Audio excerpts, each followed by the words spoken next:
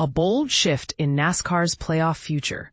What Dale Earnhardt Jr. thinks could be coming next. The ongoing debate about NASCAR's playoff system is heating up again, and Dale Earnhardt Jr. just dropped some insight that's sure to get fans talking. During the latest episode of his podcast, the Dale Jr. Download, he shared his perspective on the changes NASCAR might soon implement to its playoff format. And it's a development that's been quietly brewing since last season's dramatic finish. If you've been following NASCAR, you know the drama didn't die down after the 2024 season finale in Phoenix. Fans, drivers, and insiders alike have kept the conversation alive throughout the 2025 season, all pondering how the playoff format could evolve to better crown the champion. NASCAR itself hasn't shied away from this discussion. In fact, the organization even formed a special committee dedicated to exploring potential tweaks to the playoffs. What's interesting is that while this committee doesn't have the ultimate authority to decide NASCAR's playoff structure, its members have openly voiced their opinions and ideas on what direction the sport might take. Many believe NASCAR is seriously considering adjustments to keep the competition fresh and engaging. On his podcast, Dale Earnhardt Jr., who many speculate may be part of this committee, expressed his sense that NASCAR is ready to make a change. He said, "I just feel like the change is coming, and I think that NASCAR has warmed up to the idea that they're hearing enough to convince them that they probably do need to make an adjustment. What that is, I would say, if I had to guess, we're looking at probably a 3 or 4 race round to decide the title." But here's where it gets controversial.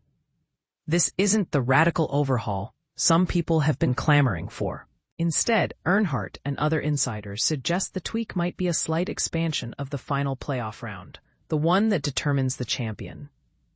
Why expand the final round?